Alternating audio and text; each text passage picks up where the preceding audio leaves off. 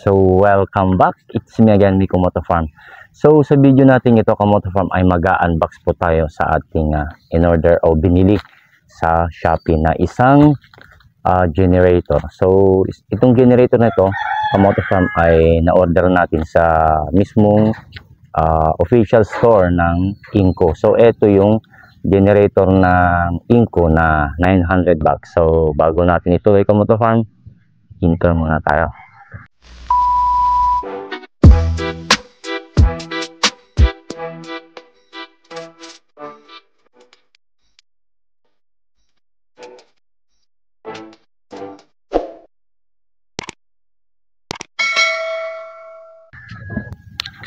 So ayun, Kamoto Farm, so syempre may gamit tayong cutter.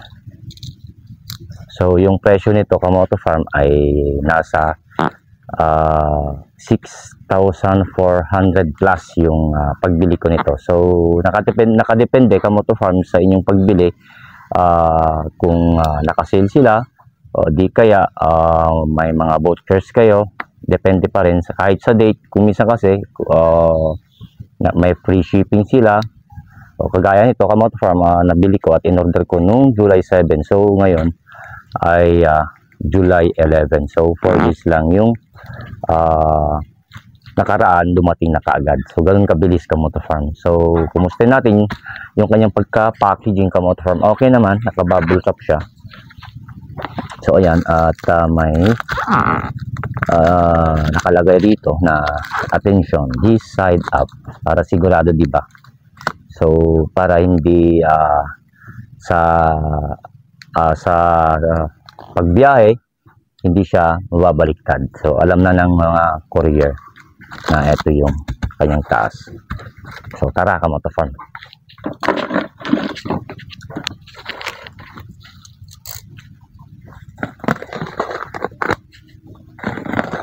So napaka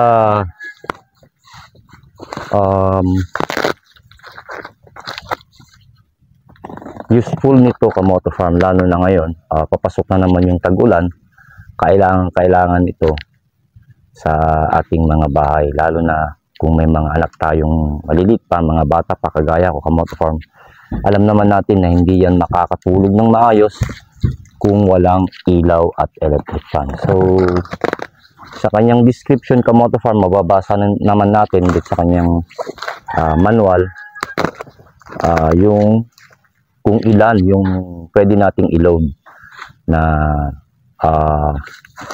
appliances o ano man yung isasaksak natin dito. So para sa akin, Kamoto Farm, gaya ng sabi ko, okay na ako dun sa ilaw at electric fan ng anak ko. So bukod doon, siguro sa pag-charge ng cellphone, yun lang yung gagamitan ko dito, Kamoto Farm.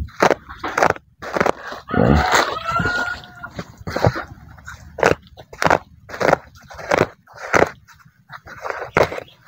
Kapali yung kanyang bubble wrap, Kamoto Farm.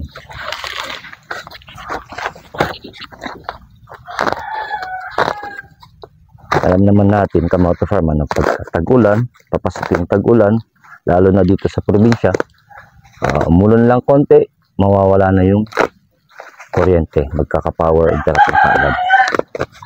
Eh paano na kung gabi, Kamoto Farm, di ba? Pagkagabi, hindi na makakatulog yung mga bata, yung mga anak natin, kung walang electric fan at ilaw. So ganito kakapal yung kanyang pagka-bubble wrap, Kamoto Farm. Tingnan nyo, napakakapal. So good yung kanilang packaging. Thank you, Inco. Pero sana hiling naman natin lahat pag nag-order tayo, syempre, at saka kung bumibili tayo ng anumang bagay, gusto natin magtagal, di ba? Sana nga. Yan.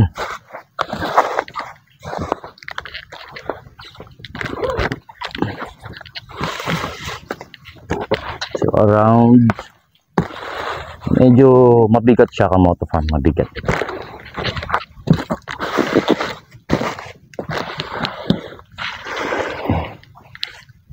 So ihulog muna natin. Yan.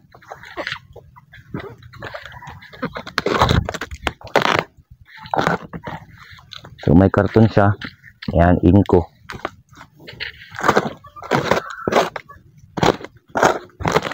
Pasensya na kayo Kamoto Farm, maingay yung mga manok dito sa amin. Nasa likod ako kasi ng bahay.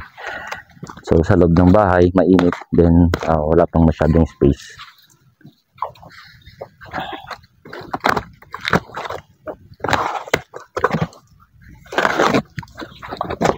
Yun. So bukod dito sa karton na ito dito sa labas, meron pa palang isang karton dito sa loob. So yan. Mabigat. Kamoto Farm.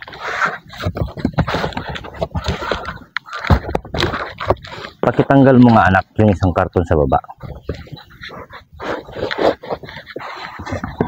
Yan.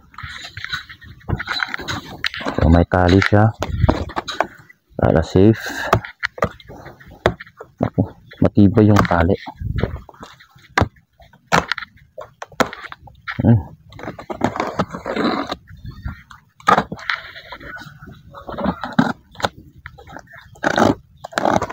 So isa siyang 2-stroke. So pag naglagay ng gas, haluan natin ng motor oil o yung tupi. So nasa manual naman yung kung gaano kadami yung ating ilalagay na tupi. So ito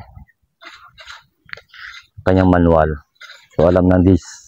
Karamihan naman sa atin di binabasa, di ba? Yan. Meron siyang anong tawag dito? Hindi ko alam, sa wall nakalagay ng karton. Yan.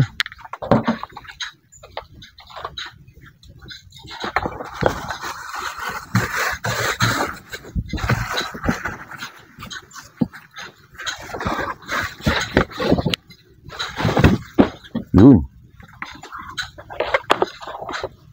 Ayan, kasupot siya. Ayan.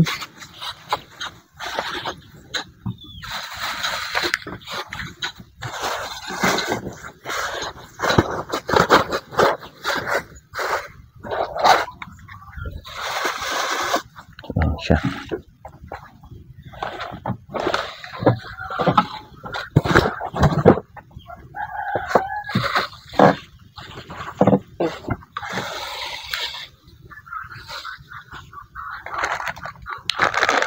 So ito yung kasama sa box, Kamoto Farm. Yung kanyang handle at may male plug. Ito siya, Kamoto Farm.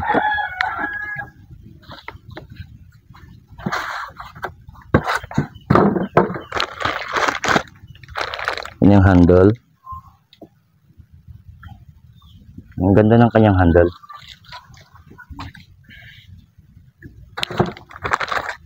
Tapos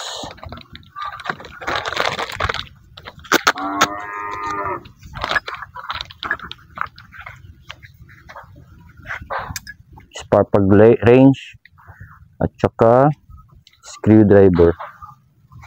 Ayan. So yan yung kasama dito sa box, Kamoto Farm. Then yung screw para sa handle. Ayan.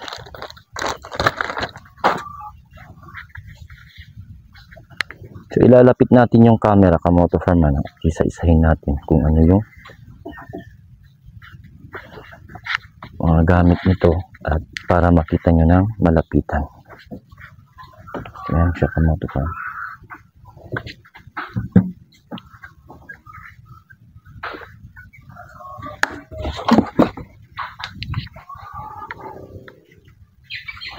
So ito, Kamoto Farm, yung kanyang saksakan. Sa bilog yung kanyang plug. Ayan. So ayan, maximum 900 watts. So ayan at nakalagay. So meron siyang ito yung engine switch on at saka off. Then, ito yung kanyang choke lever. So, ito yung kanyang manual starter.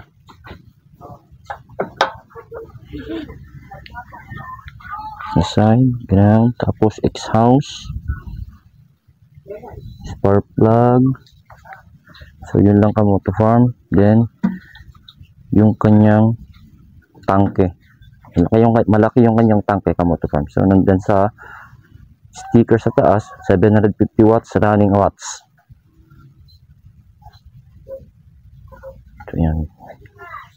900 watts starting watts. Ayan. So, ito yung kanyang model Kamoto Farm. GE 922P. So, yun. So, syempre, subukan natin Kamoto Farm, di ba? Kung aandar ba siya. So, bumili ako ng gas doon.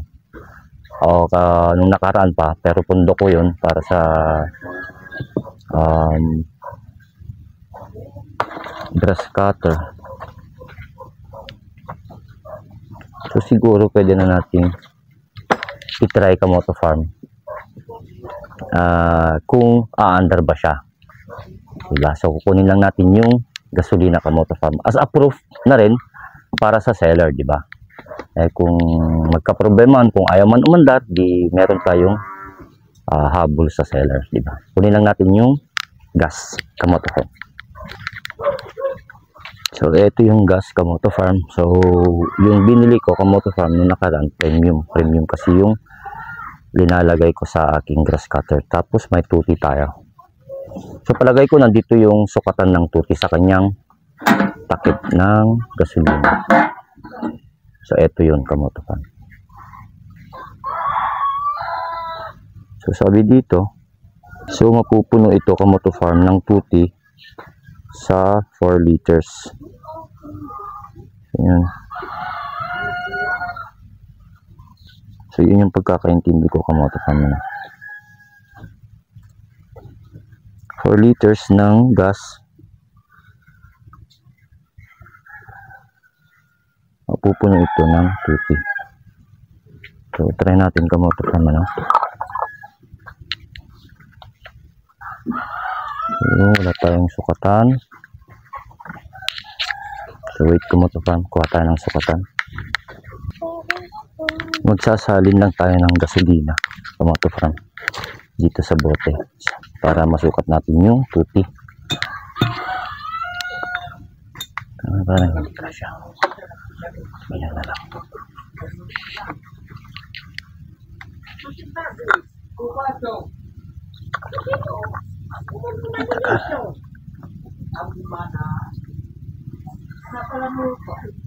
So, siguro Kamoto Farm, i-separate natin yung video natin to sa paggamit kung gagana ba siya talaga sa mga ilaw at electric fan.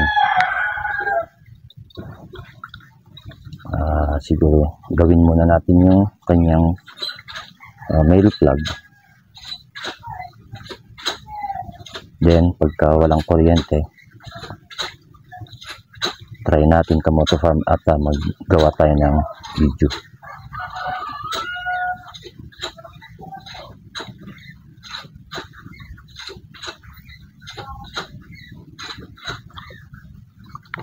So, yan, 1 litro.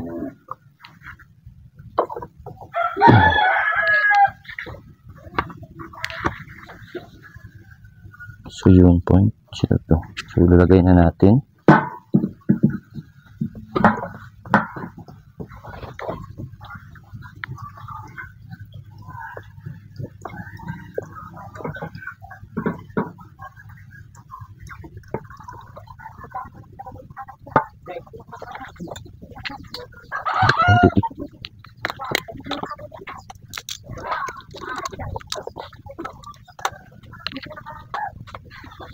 Yun.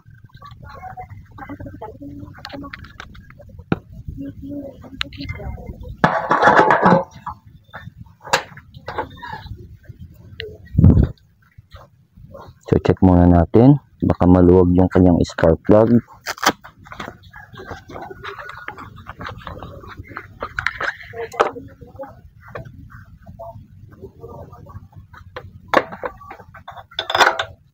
maluwag na mahigpit naman.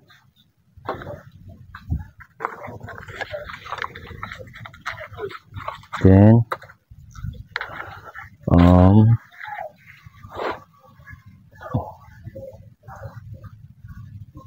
so pag pinindot to AC, ito yung reset. So, ito yung choke. On natin.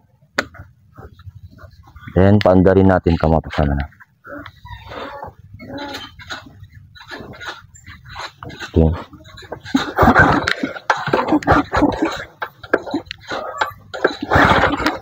On natin yung gasolina.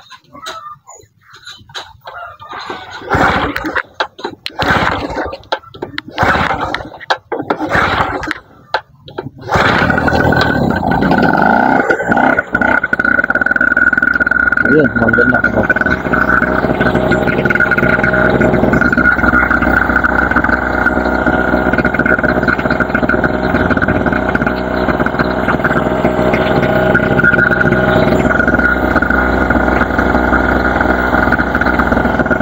Hindi ka masyadong nangyayasado.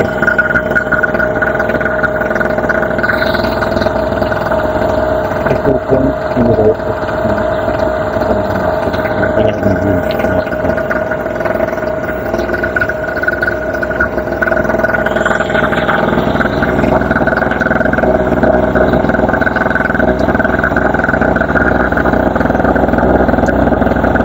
So, ayaw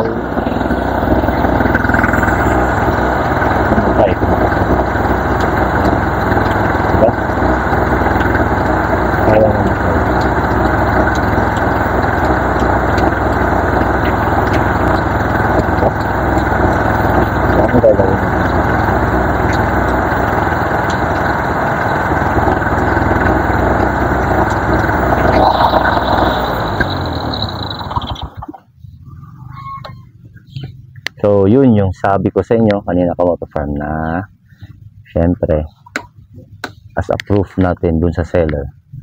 So, yung kanyang on and off hindi gumagana. So, dun ko na lang pinatay sa choke. So, off na natin yung kanyang fuel bulb. So, yun kamoto-farm.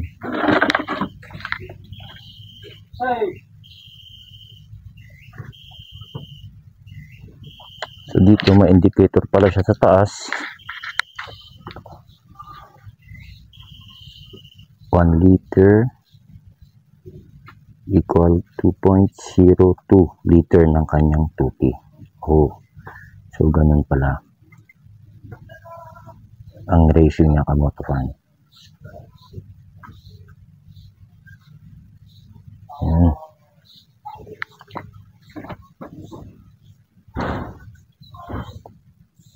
So ayun kamoto-farm. So ayun kamoto-farm yung ating unbox at review dito sa Inco generator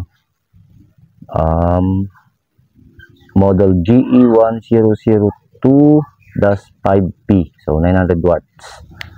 So sana nagustuhan nyo kamoto-farm at gagawa natin to ng review siguro after a few months kung maganda pa rin ba siya or gumagana pa rin ba siya. So maraming salamat kamoto-farm sa inyong panonood at sana nagustuhan nyo ang video ito at sa mga lahat ng aking subscriber, thank you so much. At saka sa mga hindi pa po nakapag-subscribe, please subscribe my channel Mikong Moto Farm and hit the notification bell para nakaabang ka lagi sa mga susunod na video. So hanggang dito lang Moto Farm. See you on my next video. Now Mikong Moto Farm signing off. Bye.